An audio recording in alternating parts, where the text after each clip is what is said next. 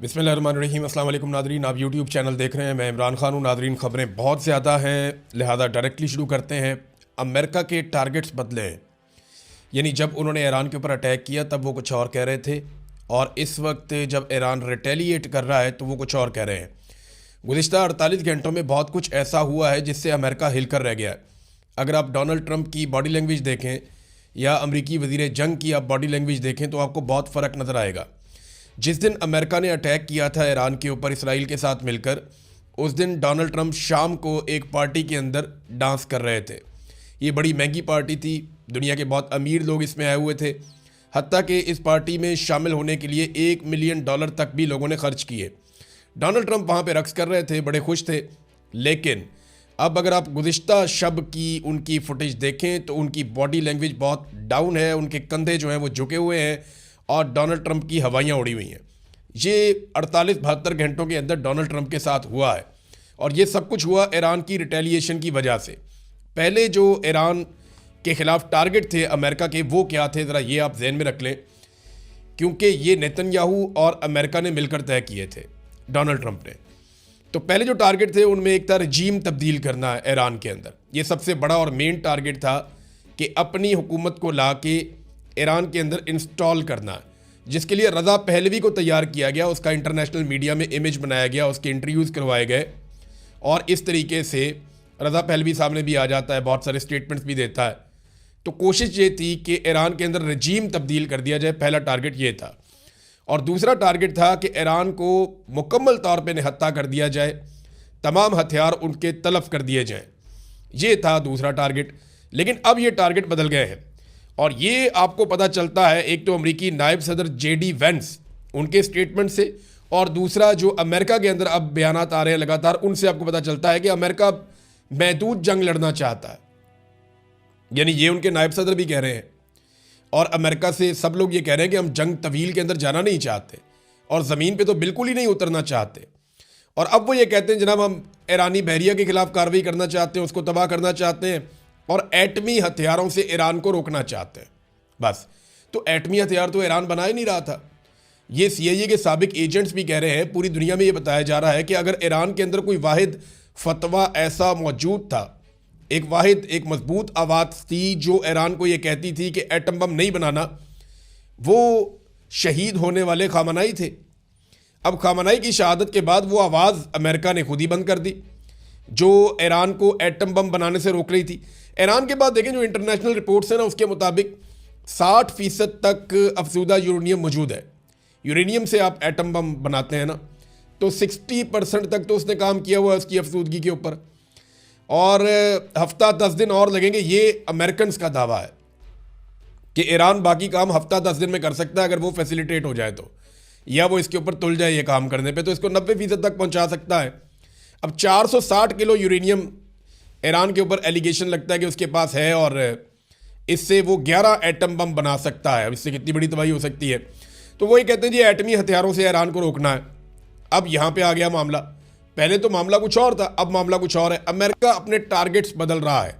यानी चलो आप ये देख लेना कि अंगूर खट्टे हैं, ये मिसाल आपने सुनी होगी कि लोमड़ी छलांगे मारती है, जब वो नहीं काबू आते तो कहती है अंगूर खट्टे हैं। तो अमेरिका अपने असल टारगेट्स अचीव नहीं कर सका। अमेरिका के अंदर एक बहस चल रही है, और ये बार बार चल रही है, और सब ये कह रहे हैं कि इसराइल ने अमेरिका को इस लड़ाई के अंदर फंसाया है। नेतन्याहू ने अमेरिका के दौरे किए, डोनाल्ड ट्रंप के साथ उनके शानदार ताल्लुकात हैं, दोनों एक दूसरे की बहुत तारीफ़ें करते हैं, और दोनों को कामयाबियां मिल भी रही थी। तो डोनाल्ड ट्रंप को दो चीज़ों का खदशा है। एक तो एप्स्टीन फाइल का बड़ा सीरियस इशू उठा हुआ है अमेरिका में। जैसे ही ये आप देखिएगा गर्द बैठेगी तो एप्स्टीन फाइल का मामला डोनाल्ड ट्रंप के गले का तौक बन जाएगा, मुसीबत बन जाएगी उनके लिए, कानूनी नुक्ता नज़र से भी और अवामी नुक्ता नज़र से भी। और दूसरा मामला है कि डोनाल्ड ट्रंप की मकबूलियत बहुत बुरी तरह इफेक्ट हुई है अमेरिका में, और मिड टर्म इलेक्शन के अंदर उनके जीतने के इम्कानात नहीं हैं। नेतन्याहू ने फिर स्टेटमेंट दे दिया कि खुशकिस्मत है कि हमारे पास ट्रंप जैसा लीडर है। यानी नेतन्याहू ने और शहबाज शरीफ ने गेम उठाई हुई है डोनाल्ड ट्रंप की, वो कोई कसर छोड़ ही नहीं रहे। अच्छा, अब एक चीज़ और है जो अमेरिकन कहना शुरू हो गए। वो ये कह रहे हैं कि लड़ाई तो हमारी थी नहीं, हम इस लड़ाई में क्यों उतर गए, हमें तो ईरान से किसी किस्म का कोई खतरा ही नहीं था। और बार बार ये स्टेटमेंट आ रहे हैं। सेनेटर वार्नर ने एक जुमला बोला और उसके अंदर सारा कुछ शामिल है। उन्होंने कहा जी ईरान इसराइल के लिए खतरा था, अमेरिका के लिए खतरा नहीं था। अगर हमने ईरान पर इसलिए हमला किया है कि वो उनके लिए खतरा है, तो मुबारक हो, इसराइल के यहूदियों ने अमेरिका पर कब्जा कर दिया है। अब ये रिपोर्ट हुआ जनाब, वहाँ पे सेनेटर वार्नर ने ये स्टेटमेंट दिया अमेरिका में। अमेरिका में सब लोग ऐसे ही सोच रहे हैं। ये एक सर्वे भी हुआ अमेरिका में, और ये CNN ने सर्वे करवाया। इनके सर्वे बड़े मकबूल होते हैं अमेरिका में। CNN बताता है अमेरिका के सर्वे के अंदर कि अमरीकियों की राय क्या है इस जंग को लेकर। डोनाल्ड ट्रंप अमरीकियों को ईरान के खिलाफ जंग पर कायल नहीं कर सके, और 59% अमरीकी इस जंग के खिलाफ हैं। 88% जो अमरीकी हैं वो ये कहते हैं कि ईरान की सरजमीन पर फौज नहीं उतारनी चाहिए, यानी उन्होंने मुखालफत कर दी है। जबकि डोनाल्ड ट्रंप कहता है हम ये कर सकते हैं, लेकिन अमरीकी कह रहे हैं कि ऐसा बिल्कुल नहीं करना चाहिए, और 88% अमरीकी इसके खिलाफ हैं डोनाल्ड ट्रंप की राय के। और लगभग 60% ये कहते हैं कि ट्रंप के पास ईरान से डील करने का कोई प्लान नहीं था, कि ईरान से किस तरह निपटना है इसके पास प्लान ही कोई नहीं था, और उन्होंने इस जंग की मुखालफत की है। नाज़रीन, सऊदी अरब के अंदर जो अमरीकी एम्बेसी के ऊपर अटैक हुआ, मैंने आपको पिछले वीलॉग में बताया था, उसकी तस्दीक हो गई है। और अब कुछ इत्तलात आ रही हैं जो मुझे वहाँ पे मकामी सोर्सेज ने बताया। उन्होंने कहा जी कि वहाँ पे अमरीकी फ़ौजी और दीगर लोग भी मौजूद थे एम्बेसी के अंदर। ये अमेरिकन एम्बेसीज के अंदर का फ़ौज का हमला होता है, हिफाजत के लिए भी होता है, वहाँ पे मौजूद रहता है। तो क्योंकि सऊदी अरब से ये ऑपरेशंस कर रहे थे, तो अमेरिकन एम्बेसी जो रियाद में है, जहाँ पे और एम्बेसीज भी है इस इलाके में, वहाँ पे उनकी मौजूदगी कोई हैरत की बात नहीं है। लेकिन इसके ऊपर 2 अटैक किए गए हैं, और एक और हमला किया गया है जो नेतन्याहू के दफ्तर पे हुआ है। इन दोनों हमलों के अंदर मिसाइल इस्तेमाल किए गए हैं, और दोनों हमलों के अंदर शदीद नुकसान हुआ है। अब कितने लोग मारे गए हैं, कितना नुकसान हुआ है, इसकी तफसीलात नहीं आ रही। अमेरिका और इसराइल ये तफसीलात नहीं बताना चाह रहे, वो सामने नहीं रख रहे अभी तक। नाज़रीन, ईरान ने अपना एक ऑफिशियल स्टेटमेंट जारी किया है। इस स्टेटमेंट में ईरान ये कहता है कि वो अपनी 6000 साल पुरानी तहजीब का दिफा करेगा। हमने लंबी जंग की तैयारी कर रखी है, और हमने पहल नहीं की। दुश्मन को अपने गलत अंदाज़ों पे पछताना पड़ेगा। हम अमेरिका और इसराइल के ऊपर मज़ीद जहन्नुम के दरवाजे खोल देंगे। देखें, ये ना एक स्टेटमेंट आपको और देखना चाहिए साथ में। ये जियोपॉलिटिकल तजियाकार है प्रोफेसर जियांग, ये कनाडा में होते हैं, और इनकी बड़ी नज़र है और इनकी बड़ी रिसर्च है। इन्होंने कहा जी ईरान ने 20 साल की लड़ाई की तैयारी की है। अमेरिका 21वीं सदी की जंग के लिए तैयार नहीं है।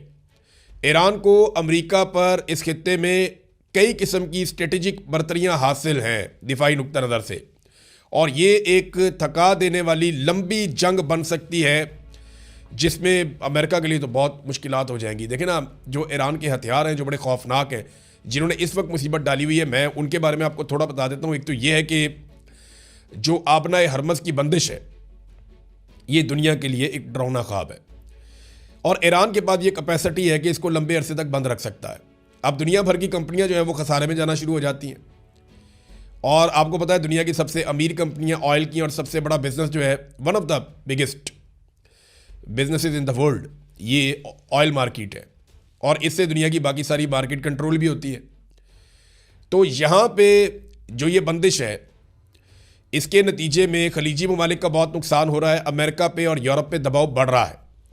यूरोप में जो गैस की कीमतें हैं, यूरोपियन गैस की, वो लगभग 50% तक ऊपर जा चुकी हैं, और मज़ीद ऊपर चली जाएंगी। $85 फ़ी बैरल तक, यानी $5 मज़ीद इजाफा हो गया है, और ये लगातार इजाफा होता चला जा रहा है आलमी मंडी में तेल की कीमतों में। ये चीज़ दबाव बढ़ाती चली जाएगी। अब तक के लिए इतने, अपना ख्याल रखिएगा, अपने चैनल का भी। अल्लाह हाफ़िज़।